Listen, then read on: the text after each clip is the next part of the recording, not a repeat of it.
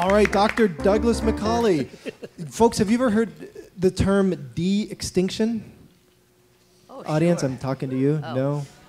Okay, Dr. Macaulay, what is de-extinction? Well, it's a scientific procedure by which you can bring extinct species essentially back from the dead. So it's about going to species that are totally extinct and you thought would be gone from the planet and try to use lab techniques to bring those species back to life. Wow. So is this some serious research? Are real scientists working on this? Well, so Hillary and I are both ecologists, and really where we fit into the conversation about de-extinction is saying, okay, some of the eugeneticists in the lab trying to make this happen, and indeed it is real science.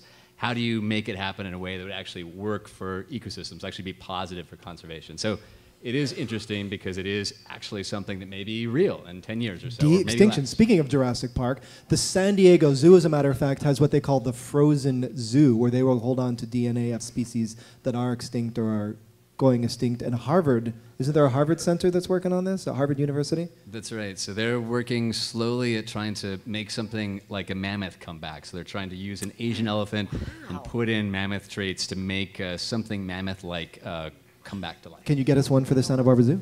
That's right. I kind of like your Asian elephants. Well, so how do Asian elephants tie into woolly mammoths? How might this work potentially? So what you have to do is you actually have to find a living female to carry this this sort of mix of old and new, whatever the new thing is you engineer. So you create this new hybrid genome between a mammoth and an Asian elephant, and then you implant it into a female Asian elephant, which is the tricky part. And that brings the thing to term and blurs, at least in theory, blurs this thing that's mammoth-like. So as an environmental ecologist, somebody that looks at how everything works together, bringing back a species, I think the last place woolly mammoths may have been alive was out here on the Channel Islands, was it? Or not? Wow. No, it was like Greenland, but Channel Islands, how many years ago were they out there, dude? About 12,000 years or thereabouts, and that was a pygmy mammoth. That was a little tiny guy, very huggable. And they've excavated. I'd really want one of those at the zoo if you could get me one. So talk to me, bringing de-extinction, where do the doctors, Macaulay and Young, stand on de-extinction, or how might this work? Yeah, you know, it depends what evening you catch me on, and Hillary has her own set of opinions, but really, I think there's a lot of strength in doing traditional conservation and saying, well, we know that some species are already at the brink of extinction, some tigers, some rhinos. Maybe because there's limited funds in conservation, we ought to be putting attention there. Because when you're working on bringing a mammoth back, you're not actually bringing a mammoth back, you're bringing something that's a mix of two different things. And I'm not sure that's quite the right thing to do for ecosystems or ecosystem health. Yeah. Well, listen, I'm going to turn this over to your improvisational teammates. Gang, this screams to me something science fiction-y or something Twilight Zone-y or... Really? It seems super normal to me. I think you've been in Hollywood too long. So take it away, folks. However, and you're welcome to get more information from Dr. Macaulay if you want as well, or just go for it. Up to you. Yeah. All right.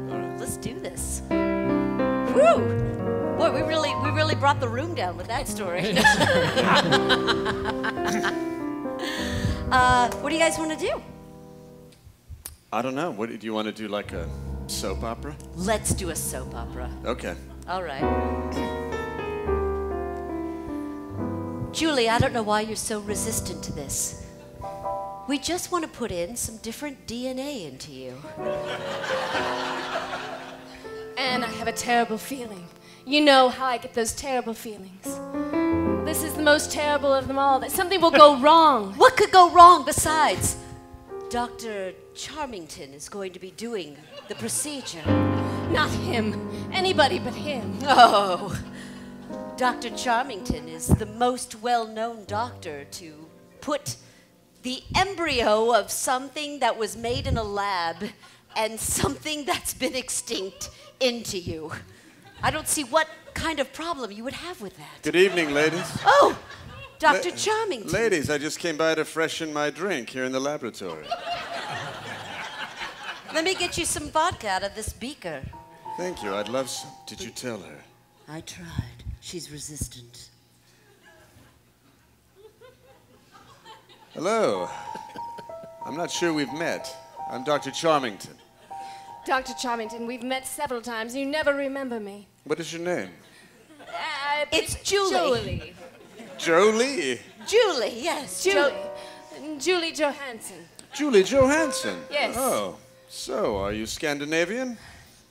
I'm Yeah. just making small talk. Enough with the niceties. Let go of my arm. You're hurting my... Enough with the niceties. You know that I want to have a new sort of breed of baby, and the only way that I can get it is if you implant some weird laboratory DNA into her that's been mixed with something that's almost extinct.